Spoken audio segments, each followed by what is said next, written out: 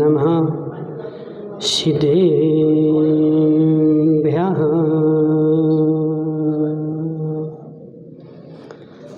नमः श्रीवरधमाय निर्धूतिकलिलात्मने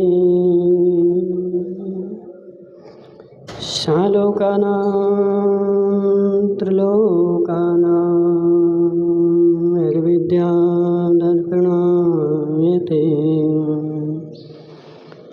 नमो अरिहन्ताणं नमो सिद्धाणं नमो ऐरियाणं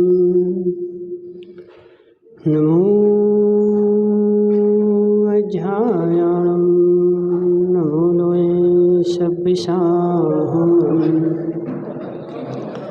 पंच परमेष्टि भगवान की अनंत अनंत सिद्ध परमेष्टि भगवान की 1008 देवादिदेव वासुपूज्य भगवान के आचार्य भगवान समंतभद्र स्वामी के आचार्य भगवान विद्यासागर जी महाराज के आचार्य भगवान विशुद्ध सागर जी महाराज के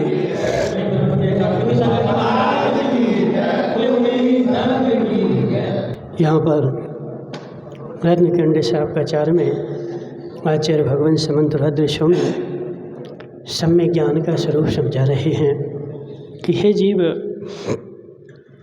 चार अनुयोग जो हैं वह भी सम्यक ज्ञान का ही अंग हैं। चारों अनुयोग में से एक भी अनुयोग मिथ्या नहीं है, चाहे प्रथमानुयोग हो, चाहे करणानुयोग हो, चाहे द्रव्यानुयोग हो और चाहे चरणानुयोग हो। चारों अनुयोग ही जो सम्यक ज्ञान है उस सम्यक ज्ञान के चार अंग हैं और उन चार अंगों को चार अनुयोग बोला जाता है। और एक भी अनुयोग का अभाव हमने कर दिया तो हमारा ज्ञान मिथ्या ज्ञान हो गया। सेठ जी साहब, आदमी के पास 2 पैर हैं और 2 हाथ हैं। अब जी बताओ कि कौन सा काट के फेंक दें? 2 हाथों में से कौन सा हाथ काट के फेंक दे कि कौन सा पैर काट के फेंक दे? हे जीव, एक भी अंग काटेगा तो तू जो है अपंग हो जाएगा। ना तो हम अंग काट सकते हैं और ना ही एक भी उपांग काट सकते हैं, क्योंकि ये जो है मेरे शरीर का अंग है। तो ऐसे हे जीव, चारों अनुयोग में से प्रत्येक अनुयोग जो है वह सम्यक ज्ञान का अंग है और प्रत्येक अनुयोग पढ़ने से हमें सम्यक ज्ञान होता है। मनसुखलाल जी, संसार में लोग बोलते हैं प्रथमानुयोग नहीं पढ़ना चाहिए, चरणानुयोग नहीं पढ़ना चाहिए। क्यों? क्योंकि चरणानुयोग और प्रथमानुयोग जो है वह सम्यक ज्ञान नहीं है। हे जीव, तेरी बुद्धि मिथ्या है, इसलिए तेरा ज्ञान ऐसा चल रहा है। प्रथमानुयोग से पढ़ करके भी सम्यक ज्ञान होता है, सम्यक दर्शन होता है। हे जीव, समझ बात को। प्रथमानुयोग मर्था ख्यानम चारित्र प्रमाणमपि पुण्यम। हे जीव, प्रथमानुयोग जो होता है वो क्या करता है? यहाँ पर आचार्य प्रथमानुयोग की परिभाषा बता रहे कि प्रथमानुयोग जो होता है वो क्या करता है और उसमें क्या होता है। तो अर्थख्यानम पुराणमपि पुण्यम, जो पूर्व काल में पुराण पुरुष हो चुके हैं उनकी कथाओं का आख्यान करता है। प्रथमानुयोग में क्या वर्णन है? महापुरुष जो हो चुके उन हो गए महापुरुषों की कथानक है। उन्होंने जीवन में जो भोग भोगे, रजनीश वगैरह, उन भोगों का वर्णन है। महाराज, उनके भोगों को सुनेंगे तो राग बढ़ेगा। हे जीव, उनके भोगों को सुनेंगे तो राग बढ़ेगा कि तेरे राग की परीक्षा होगी। हे जीव, श्रीपाल वगैरह बहुत ईमानदार है, कभी भी चोरी नहीं करता है, आज तक किसी के घर में घुस के इसने डाका नहीं डाला। हे जीव, बाहर से चोरी नहीं करता है कि अंदर से नहीं करता है? हे जीव, अब तेरी परीक्षा होगी। श्रीपाल वगैरह ईमानदार है, सारे संसार में उसकी ख्याति फैल गई। श्रीपाल वगैरह कभी भी चोरी नहीं करता है। और श्रीपाल वगैरह अरविंद उकावत के घर में गया तो उसको तो पता था कि श्रीपाल वगैरह तो ईमानदार। उसने अपनी सारी तिजोरियां, सोना चांदी सारा परातों में भर के रख दिया, सारे धन दौलत परातों में भर के रख दिया। क्यों? क्योंकि श्रीपाल वगैरह आ रहे ना और वो चोरी नहीं करते। श्रीपाल वगैरह ने जैसे ही अरविंद के घर में प्रवेश किया, सोने चांदी के थाल भरे रखे थे, नोटों की गड्डियां भरी रखी थी। अब श्रीपाल वगैरह अपने हृदय से बोल, मैं चोरी नहीं करता हूँ। अब तेरा मन कहाँ जा रहा है? अब तेरी परीक्षा है हे जीव, अब तेरी परीक्षा है। मनसुख लाल जी, मैं चोरी नहीं करता हूँ। क्यों नहीं करता? क्योंकि सबके घरों में ताला लगे रहते। कौन ताला तोड़े और कौन घुसे, और घुस जाए तो फिर मार और पड़े। इसलिए मेरा मन बोलता है चोरी नहीं करना। लेकिन जब तुझे सारा खुला खलाया मिल जाए, रोड पे डला मिल जाए, और अब अपने हृदय से बोल, मैं चोरी नहीं करता हूँ। जीव अरविंद भाई, सारा ताला खुला हुआ है और ताला सारी दौलत सामने रखी है और कोई भी नहीं है। और श्रीपाल वगैरह को बैठाल करके कुर्सी पे, और अरविंद उकावत नीचे चले गए। श्रीपाल भाई, अब क्या होगा? अब क्या होगा? हे जीव, तेरे भाव बिगड़ रहे हैं। यही भाव तेरी परीक्षा लेने के लिए आए थे और तेरी परीक्षा में तू फेल हो गया। तेरे भाव बिगड़ गए, जबकि भाव नहीं बिगड़ने चाहिए। एक मुनिराज थे मानमल जी, वो ध्यान में बैठे थे और मुनिराज थे, और मुनिराज होने के बाद उनके उपास भी चल रहे थे। लेकिन वो क्या था ना कि कोई 20-पंथी आदमी आया और उनको इतना बड़ा तरबूज चढ़ा करके चला गया। 8 दिन का, 10 दिन का, 15 दिन का उपवास भी था। ऐसा नहीं कि खाए पिए बैठे हो। 15 दिन के उपवास आजकल की आज की बात नहीं है। तुम बोलो पंचम काल के तो मोहनराज मिथ्या दृष्टि होते हैं। पंचम काल की बात नहीं राजमल सेठ, ये चतुर्थ काल की बात है। वह जंगल में बैठे थे चतुर्थ कालीन मुनिराज, और मासोपवासी मुनिराज, और महीनों महीनों की तपस्या कर रहे थे। और कोई आया और क्या बड़ा सा तरबूज चढ़ा करके उनके सामने चला गया। उसकी मंशा नहीं थी, लेकिन मुनिराज की दृष्टि तरबूज के ऊपर गई कि यह तरबूज यदि मुझे मिल जाता, मेरे गले की तरावट ठीक हो जाती। हे जीव, उसी समय उनको आयु का बंद हो गया और 3 आयु का बंद हुआ और मर करके उसी तरबूज में कीड़ा बन गए। कौन है? मासोपवासी मुनिराज, जिन्होंने महीनों महीनों के उपास किए थे। लेकिन हे जीव, महीनों के उपास करने के बाद भी वह वस्तु तेरे पास तेरी परीक्षा के लिए आई थी। हे जीव, हे मानवल, समझ मेरी बात। इसीलिए लोक में बोला जाता है, देखो चोर जो हैं वो मोक्ष चले गए और सेठ जो हैं वो संसार में भटक रहे। जिन सेठों ने आज तक कभी चोरी नहीं करी, वह सेठ का मोक्ष नहीं हुआ, और जिसने जीवन भर चोरी करी उसका मोक्ष हो गया। हे जीव, अपने अपने हृदय से पूछ, मैं चोरी नहीं करता, मैं किसी के यहाँ डाका नहीं डालता, मैं बेईमानी नहीं करता। लेकिन अपने हृदय से तो पूछ, मैं बाहर से नहीं करता या अंदर से नहीं करता। अब तेरी परीक्षा ली जा रही है, सारा सामग्री रोड पे डली है, और डली होने के बाद 1 किलो आज श्रीपाल वगैरह को रास्ते में सुमतीलाल जी की देवी वो भूल गई। वो क्या किया, टोकरी में एक बढ़िया सोने का हार नीचे डला था और उसके ऊपर कचरा डला था, और कचरे के रोड पे फेंक के चली गई।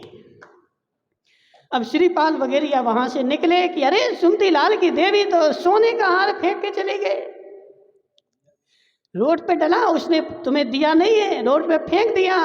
हे जीव, अब मेरे मन में क्या होगा, उठा लूं कि उनको बता दूं? हे जीव, कोई नहीं बताएगा तो बदामी लाल जी, किसी का भी चोरी करने का त्याग नहीं है। ओहो, हे जीव, इसी के कारण सेठों का मोक्ष नहीं हुआ। हे जीव, मैंने चोरी करने का त्याग तो कर दिया है, लेकिन चोरी करने का वास्तविक त्याग क्या है कि किसी के घर के दरवाजे खुले हुए हो और उसके घर में नोट भी रखे हुए हो, लेकिन मेरा मन भी वहां ना जाए। हे जीव, अकेले भाव ही नहीं बिगड़ते, तू उठाने का पुरुषार्थ भी करता है। वो बात अलग है कि नहीं उठा पाया क्योंकि लोग बैठे थे, लेकिन तेरे मन ने तो बोला मैं इसके घर के नोट उठा लूं। चोरी का मतलब क्या मनसुखलाल जी? नीतम बा पततम बा, ठीक है, रखी हुई हो, गिरी हुई हो, पड़ी हुई हो, कोई की दूसरे की वस्तु जो मेरे अधिकार क्षेत्र में नहीं है उसको मैंने ग्रहण कर लिया, इसी का नाम तो चोरी है। किसी के घर में घुस करके जब ताला तोड़े तभी चोरी हो। सुदीप भाई बोला, किसी के घर में घुस गए और ताला तोड़ा और फिर उठा के लाए, उसी का नाम चोरी है। तो खुला खुलाया ताला मिले तो चोरी नहीं होगी। हे जीव, जो मेरी वस्तु नहीं है, जो मेरे अधिकार क्षेत्र में नहीं है, वह मेरे भले रोड पर डली हो लेकिन उसको तूने ग्रहण कर लिया, इसका नाम है चोरी। और तूने ऐसा किया है, नहीं भी किया, लेकिन जीवन में मेरा मन तो ऐसा कर रहा है। बताओ मानमल जी, तुम्हारा चोरी करने का त्याग है? ओ देखो, तुम्हारे सरदार नागनगर के, उनका भी चोरी करने का त्याग नहीं है। हे जीव, हे जीव, समझ बात को। पिंटू भाई, तुम तो चोरी करने का त्याग कर दो। क्यों? चोरी करने का त्याग नहीं कर रहे। हे जीव, किसी की भी वस्तु के ऊपर वह वस्तु जो तुझे मिली है वह तेरा परीक्षा लेने के लिए आई है, तेरी जांच करने के लिए आई है। वास्तव में तू चोरी का त्याग है कि नहीं है, और वह वस्तु तुझे मिल गई और तूने उठा करके रख ली। हे जीव, तेरा चोरी करने का त्याग नहीं है। मात्र में क्या कर रहा था, बाहर बाहर से कर रहा था। श्रीपाल वगैरह का 1 का नोट गिर गया तो तुम मान लो उठा के दे दिया, देखो तुम्हारा 1 का नोट गिर गया, लो देखो मानमल तो बहुत अच्छे हैं। 1 रुपया भी हमारा गिर गया तो उठा के दे दिया, और कल के दिन 5000 का नोट गिर गया। हे जीव, चोरी ना छोटी होती है ना बड़ी होती है, चाहे 1 का नोट भी उठा तो भी चोरी है, और सोने का सिक्का भी उठा तो भी उसका नाम चोरी है। तो ऐसे है जीव, यहाँ पर बात चल रही थी क्या वर्तमान योग पढ़ना चाहिए कि नहीं? वर्तमान योग सम्य ज्ञान है कि मिथ्या ज्ञान है? हे जीव, वर्तमान योग में तो महाराज श्रृंगार का वर्णन है, सारे राग का वर्णन है, और उसको पढ़ करके मुझे राग आता है। महेश सेठ, वर्तमान योग जब पढ़ता हूँ तो रानियों का वर्णन आता है, और रानियों का वर्णन करके मेरे भाव बिगड़ते हैं, मुझे राग आता है। हे जीव, यह तुझे खुला हुआ खजाना दिया है, अब राग की वस्तु भी दी है, और अब तुझे राग की वस्तु दी गई है। अब अपने भावों को संभाल, बिगड़ रहे कि संभल रहे, ये तेरे परीक्षा के लिए दी जा रही है। वही जो श्रृंगार का वर्णन किया सुदीप भाई, क्यों किया? वो आचार्य तो मूर्ख थे।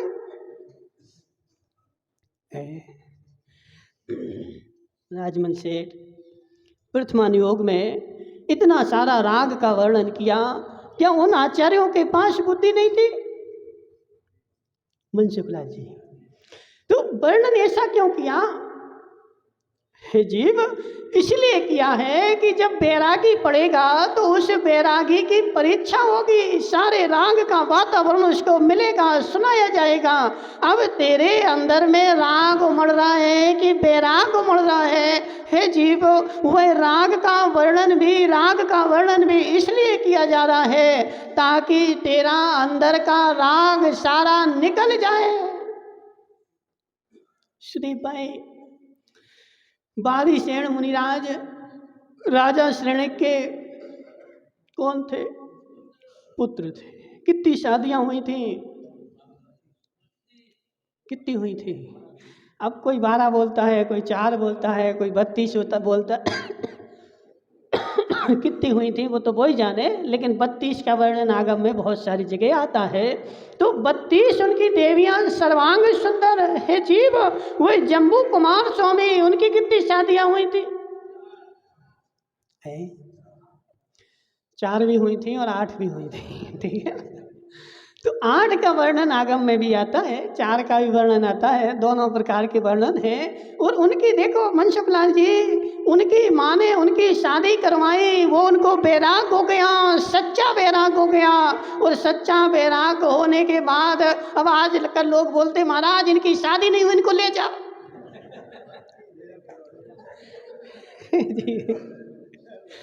किसी की शादी नहीं हुई हो तो उसके पीछे तो लोग हाथ धो के पड़ जाते, महाराज ले जाओ इसको, इसकी शादी नहीं हुई। हे जीव, ये ऐसों का मार्ग नहीं है। वह जम्बू स्वामी को जब बैराग हुआ और बैराग होने के बाद उनकी माँ ने शर्त रखी कि हे बेटे तुझे बैराग हो गया है, तू चला जा, मैं तुझे नहीं रोकूंगी, लेकिन मेरी एक शर्त है, तू शादी कर ले उसके बाद चला जा। मनसुख लाल जी, एक बार क्या कर, शादी कर ले, और जब शादी कर लेगा बेटा फिर ऐसी बहुएं आएगी, सोना चांदी आएगा, और फिर तो जा नहीं पाएगा। जम्बू स्वामी ने शादी कर ली और शादी करने के बाद 8 उनकी सर्वांग सुंदरी आ गई, और वो भी खरीद के नहीं आई थी, बड़े बड़े राजा महाराजाओं की आई थी। और रजनीश वगैरह एक एक देवी को ट्राली भर भर के सोना मिला था।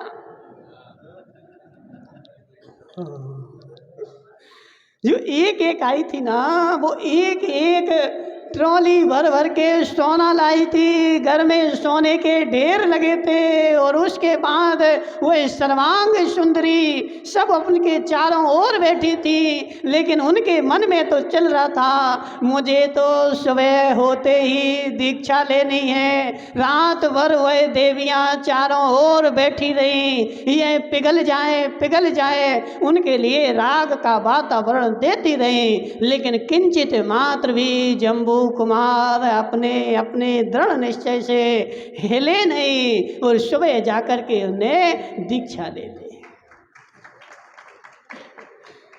देखो, जब इतना पक्का दृढ़ निश्चय होता है मनसुख लाल जी, जब इतना पक्का दृढ़ निश्चय होता है, जब जाकर के केवल ज्ञान होता है। अब इसे थोड़ी केवल ज्ञान हो रहा है महाराज हमें तो मोक्ष हो जाए,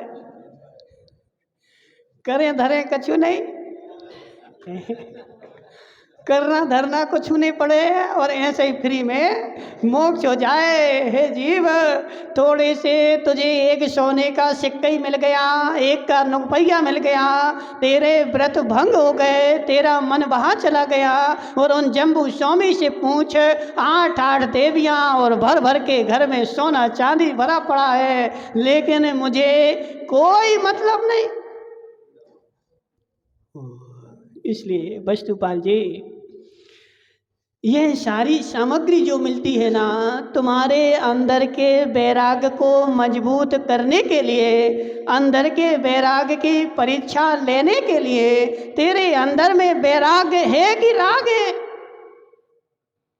सुदीप भाई, अंदर में बैराग है कि राग है, इसका निर्णय करने के लिए बाहर की वस्तुएं मिलती हैं, और मिलती नहीं है, मिलती ही है। अरविंद भाई, सोना चांदी हीरे जवाहरात ये सारी वस्तुएं मिलती ही हैं। जो जो जीव संसार में धर्म करेगा, जो जो जीव संसार में धर्म करेगा, उसको नियम से सोना चांदी हीरे जवाहरात मोती मिलेंगे, गारंटी है। क्यों मिलेंगे महाराज? क्यों मिलेंगे महाराज? हे जीव, जिस वस्तु से मोक्ष मिलता है, 3 लोक के शिखर पे जाया जाता है, तो उस वस्तु के पहले की वस्तुएं तो मिलेंगी ना। माया मुंगानिया, समझो हमारी बात। जिस वृक्ष में फल लगने हो उसमें फूल तो आएंगे। जिस वृक्ष में फल उगने हो, पहले फल उगने के पहले उसमें फूल लगते हैं। और बेचारे श्रीपाल वगैरह ने क्या देखा, मेरे घर के आंगन में पेड़ लगा है, उसमें फूल लगे हैं, और बेचारे ने फूल तोड़ तोड़ करके और सूंघ लिए। हे जीव, अब तेरे पास फल कभी, फल किसको मिलते हैं? फल किसको मिलते हैं? जो फूलों को सूंघता नहीं है, फूलों को छूता नहीं है, उसके पेड़ में फल लगते हैं और उसको फल खाने को मिलते हैं। तो ऐसे है लोकेश भाई, समझ मेरी बात। तूने पूर्व भाव में थोड़ा बहुत धर्म किया था और वह धर्म का फल तो मोक्ष था, लेकिन यह तेरे जो पुण्य के नोटों के फूल लगे हैं, अरविंद भाई, तेरे घर में नोटों के फूल लगे हैं। ये फूल है, धन संपत्ति जो मिली है ये क्या है? फूल है। और हम क्या करते हैं? इन फूलों को तोड़ तोड़ करके, सूंघ करके और फेंक देते हैं। इसलिए हमारे जीवन में आज तक मोक्ष का फल नहीं लगा। जीव, फूल तो उगेंगे। पदम भाई खेंदावत, वृक्ष लगेगा, वृक्ष में खाद पानी डालेगा, फूल नियम से लगेंगे, लेकिन माली का कर्तव्य बनता है, मुझे फूल सूंघने नहीं है, मुझे फूल तोड़ने नहीं है। आज तक ऐसा कोई भी वृक्ष बता दो जिसमें फूल ना लगे हो और फल लग गए हो। बोलो सतीश मुंगानिया, है ऐसा कोई पेड़? है जीव, किसी में छोटे लगते हैं, किसी में बड़े लगते हैं, किसी में और बड़े लगते हैं, सब पेड़ों में अलग अलग प्रकार के लगते हैं, लेकिन हे जीव, फूल लगने के बाद ही फल लगते हैं। लेकिन जो फूलों को छूता है, फूलों को छेड़ता है, उसके घर में फल नहीं लगते हैं। तो जो भी जीव धर्म करता है, तो धर्म का फल क्या है? बोलो श्रीपाल वगैरह, धर्म का फल क्या है? नहीं बताओगे? हे जीव, धर्म का फल क्या है? तो धर्म का फल साक्षात मोक्ष ही है। और मैंने धर्म किया है तो मुझे मोक्ष मिलेगा ही मिलेगा, लेकिन मोक्ष मिलने के पहले पुण्य के फल लगेंगे, नोटों के फल लगेंगे, और मेरे पेड़ में नोट टपकेंगे, सोना चांदी बरसेगा, लेकिन उस बरसते हुए सोने चांदी में जो लीन हो जाएगा उसको फल नहीं लगेंगे। हे जीव, तीर्थंकर के आंगन में भी रतन बरसते हैं जी। तुम्हारे ये पत्थर मत्थर के नहीं, तुम पंच के नाक में फेंकते हो जी। नकली वाले बहुत सारे तो पन्नियों को टुकड़ा कर करके फेंकते। क्या फेंक रहे? बोले रतन है जी। जी नहीं है जीव, वो इसने रतन, इतने रतन कि उसका जो रतन बरसते हैं पदम भाई, वो कितने 12.5 करोड़ रतन बरसते हैं एक दिन में। यदि एक रतन हमें मिल जाए तो एक रतन अरबों रुपए का है। देखो, पदम के मन में पानी आ गया।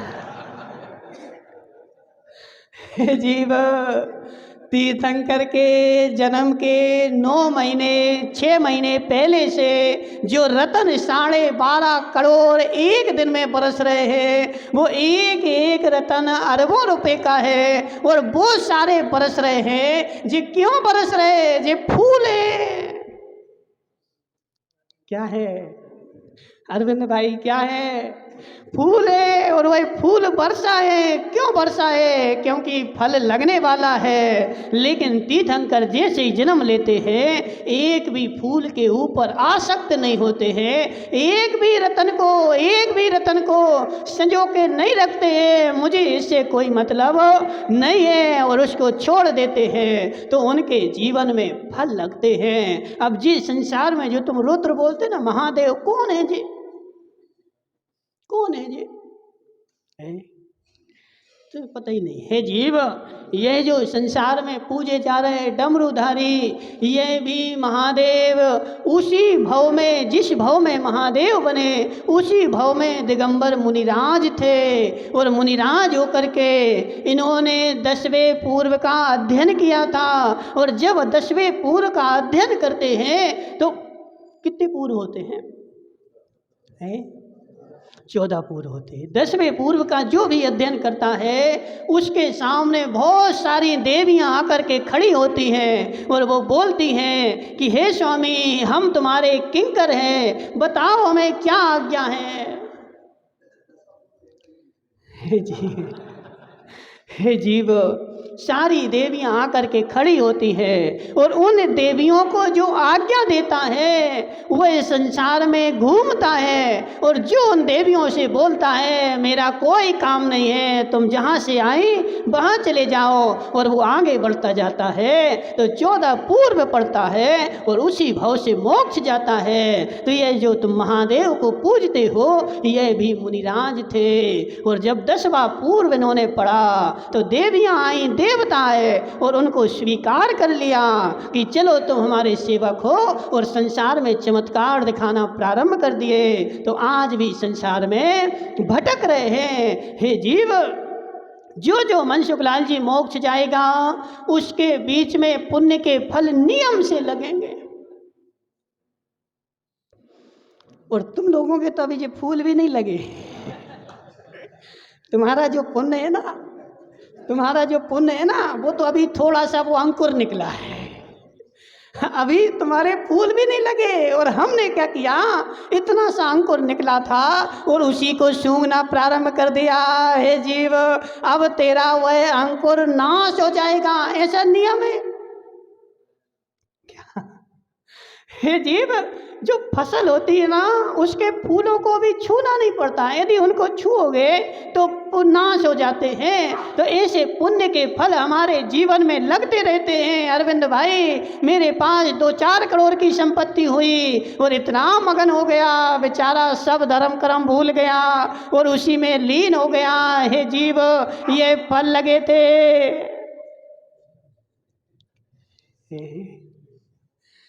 क्या होता है पदम भाई, बताओ। और इसीलिए तो 6 महीने अजित, क्या नाम है इसका, रिंकू भाई लालावत, ऐसा नियम है पूरे 2.5 द्वीप से कितने जीव मोक्ष जाएंगे, तो 6 महीने 8 समय में 608 ही जाएंगे। वो तुम्हारे घाटोल से नहीं, कहाँ से, भारत देश से नहीं, पूरे 2.5 द्वीप से, विदेश क्षेत्रों से, सारे 160 विदेश क्षेत्र हैं, वो सब मिला करके, और जो 5 भरत हैं, 5 ऐरावत हैं, उन सब मिला करके सब में से 608 का ही नंबर लगेगा। क्यों? क्योंकि 608 लोग ही ऐसे होते हैं जो फूल को सूंघते नहीं हैं, और तो बेचारे सारे क्या होता है, फूल को तोड़ तोड़ करके सूंघना प्रारंभ कर देते हैं और संसार में ही रह जाते हैं। अब तुम अपने आप में स्वयं सोचो। क्या बदामी लाल जी, अपने आप में स्वयं सोचो, तुम्हारे ही घाटोल में 500 मकान है, 500 मकान में 400 तो धर्मात्मा है, पूजा पाठ करते हैं, और पूजा पाठ करके अभिषेक भी करते हैं, तो 400 तो तुम्हारे यहाँ हो गए। बांसवाड़ा में ढूंढो।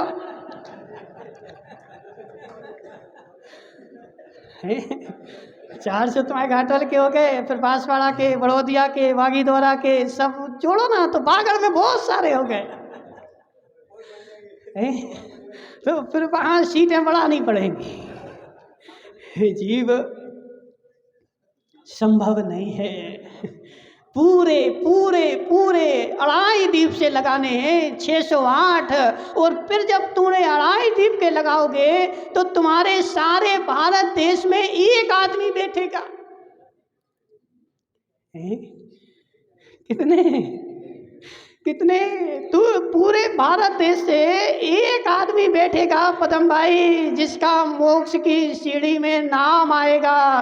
पूरा भारत देश लगाना है, अब लगा ले। पूरा भारत नहीं, पूरा विश्व लगाना है। अब बताओ, एक कोई ऐसी नौकरी खोलो रजनीश वगैरह, पूरे विश्व में से एक ऐसी नौकरी खोलो जिसमें से पूरे विश्व में से एक आदमी का चयन होना है। अब बताओ, होगा तुम्हारा? क्यों? हे जीव, बस इसलिए मोक्ष की जो वैकेंसी है, मोक्ष की जो भर्ती है, इतनी कठिन है कि मेरे जीवन में जब पुण्य के फल लगते हैं तो उन पुण्य के फलों में लीन नहीं होना है। और जो जीव बेचारा पुण्य के फलों में लीन हो जाता है, नीले झूठावत मैं नेता हूँ। हे जीव, ये भी पुण्य के फल लगे, पुण्य के फूल लगे, अभी फल नहीं लगे। हे जीव, पूर्व भाव में तूने पुण्य किया था, उसके फल स्वरूप तेरी नेतागिरी चल रही, थोड़ा बहुत आज्ञा चल रही, तेरे लोग मान रहे हैं। किसका फल, किसका फल है?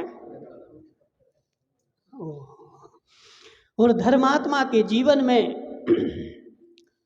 रजनीश लालावत, धर्मात्मा के जीवन में नियम है ऐसा कि धर्मात्मा के जीवन में पुण्य के फल नियम से लगते हैं। और कब तक लगेंगे? जब तक उसका मोक्ष ना हो जाए। और कब तक लगेंगे? जब तक वह उनको सूंघेगा नहीं। पुण्य के फल में संपत्ति मिली है, उसको पुण्य में लगाता रहेगा तो और आती रहेगी। और जिस दिन वह खाना प्रारंभ कर देगा, उसी दिन उसकी समाप्त होकर के और बेचारे की यात्रा नरक की ओर जाना प्रारंभ कर देगी। तो इतने सारे संसार में धर्मात्मा है, तो ये मोक्ष क्यों नहीं जा रहे? सुमती लाल जी, जैसे इनके जीवन में पुण्य के फल लगते हैं और ये खाने बैठ जाता है, जैसे इसको संपत्ति मिलती है और बेचारा संपत्ति में लीन हो जाता है। सारा धर्म छोड़ दिया, सब कुछ छोड़ करके और इसमें लीन हो गया।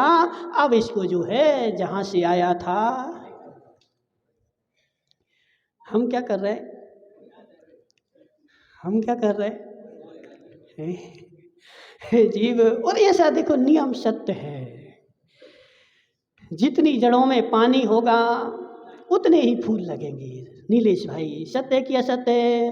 जैसे ही जड़ों का पानी खत्म होगा, वह फूल मुरझाना अपने आप प्रारंभ हो जाएंगे। तूने लोगों की संपत्तियां रखी थी घरों में, आज 3 लाख की हो गई। चुकाओ लोगों की। क्यों चुका रहा? क्यों चुका रहा? हे जीव, तेरा पुण्य का पानी कम पड़ गया और जो है जब फूल ज़्यादा लग गए, अब वो नीचे झड़ने निश्चित है। यदि पुण्य का पानी पेड़ में पानी ज़्यादा हो तो फूल झड़ते नहीं है, और पानी खत्म हो जाए तो फूल झड़ना प्रारंभ हो जाते हैं। नाना प्रकार से ये सब भेद है। तेरे पास संपत्ति रखी उनकी, लेकिन पुण्य नहीं है कि तुम उसको भोग सके। तो 15 साल वाला भी लेने आ रहा है। लाओ सेठ जी।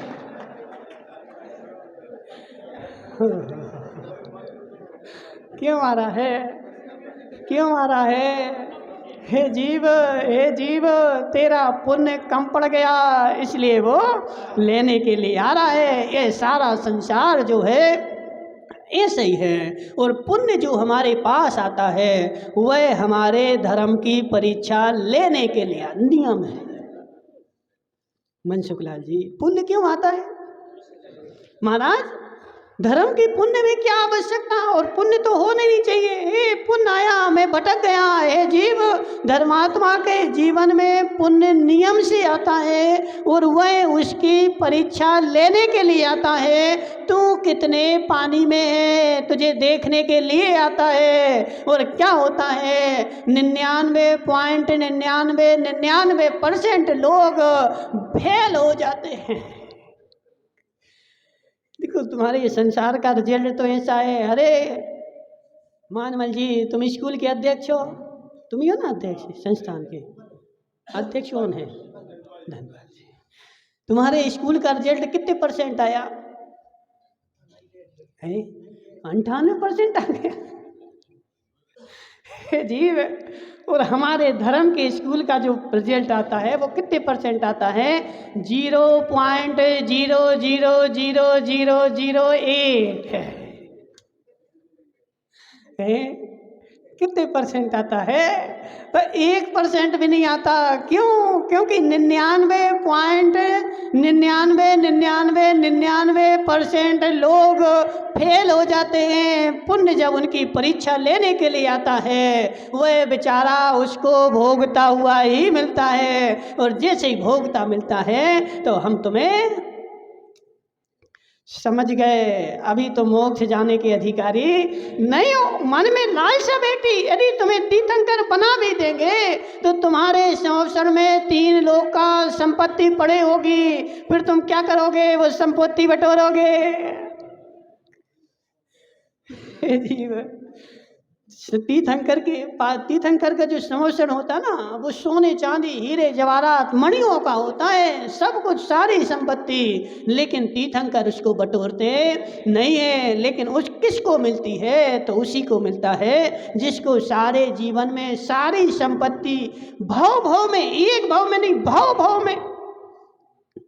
रजनीश भाई, अभी तुम्हें पुण्य की संपत्ति मिली है, अभी तो ये बहुत छोटी सी है। कितनी छोटी सी है, समझो बात को। वो बेटा तेजपाल मुंगानिया, तेजपाल भाई, तुम्हारे यहाँ एक ग्राहक आया और वह 1000 रुपया उधार ले गया, 1 महीने बाद दे गया। फिर दूसरी बार आया, तेजपाल जी अब 2000 चाहिए, दोगे कि नहीं? दे दोगे। फिर और आएगा, तेजपाल जी 4000 चाहिए है, क्या होगा? ले जाएगा, दे गया। मैं ब्याज के 2 महीने बाद, 4 महीने बाद मैं ब्याज के दे गया। और ऐसे करते करते फिर 10,000 ले गया, दे गया। 5 लाख ले गया, दे गया। वह आदमी की साख बन गई, बार बार मिलता है, बार बार मिलता है। लेकिन एक बार यदि खा लिया तो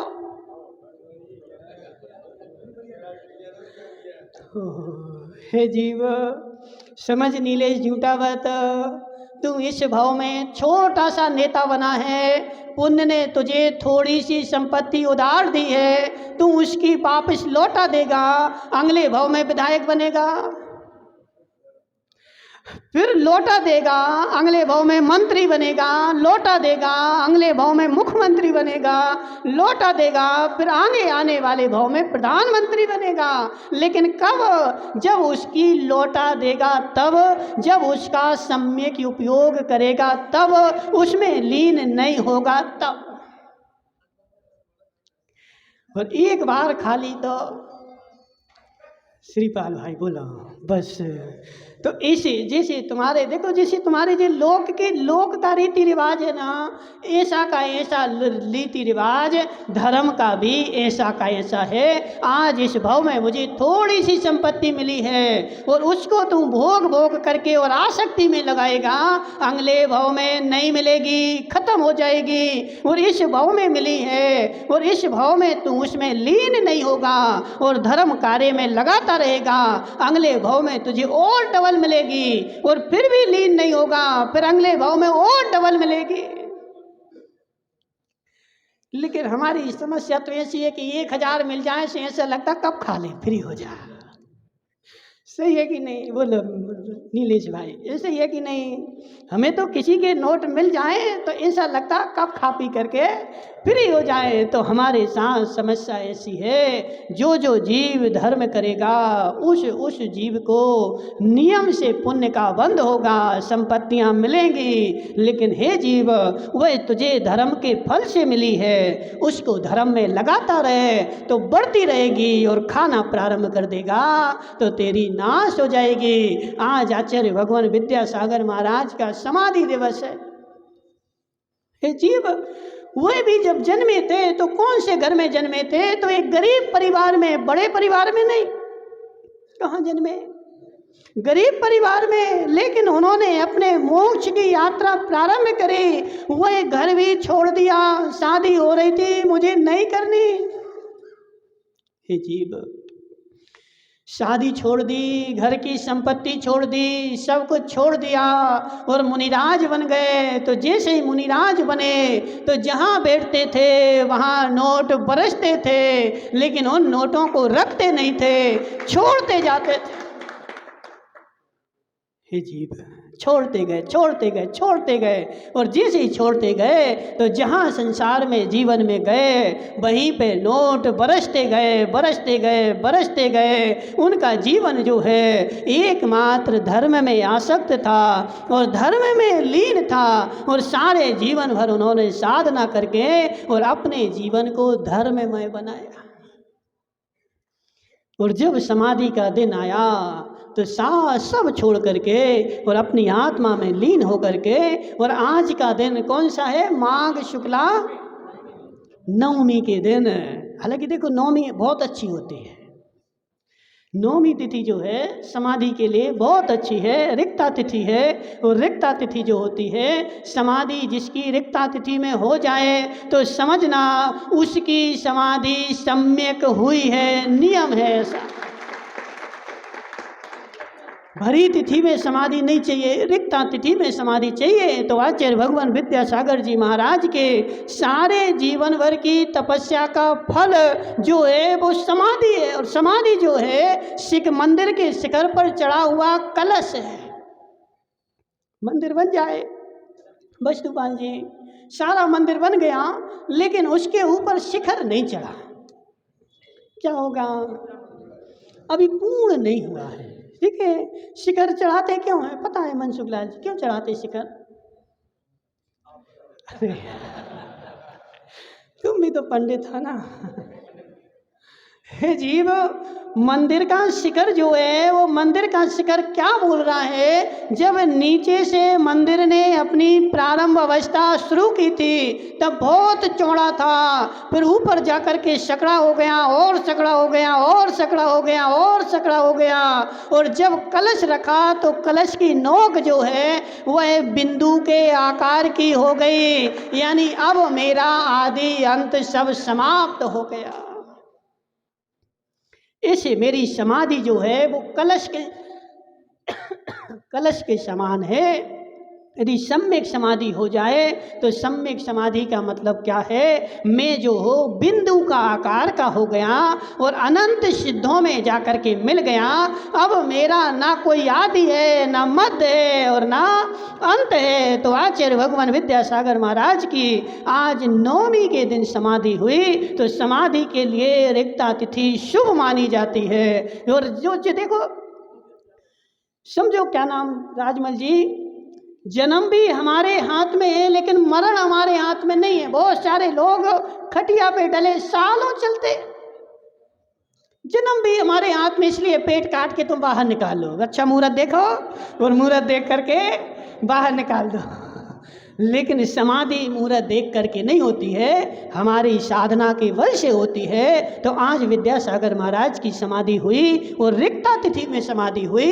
इसका मतलब है उन्होंने अपने सारे जीवन भर की साधना निर्विघ्न रूप से संपन्न की है, वह इसका फल है। तो आज हम भी उनकी समाधि दिवस पर आज उनका पूजा पाठ कर करके और उनका समाधि दिवस मनाएंगे। बोले शांतिनाथ भगवान की।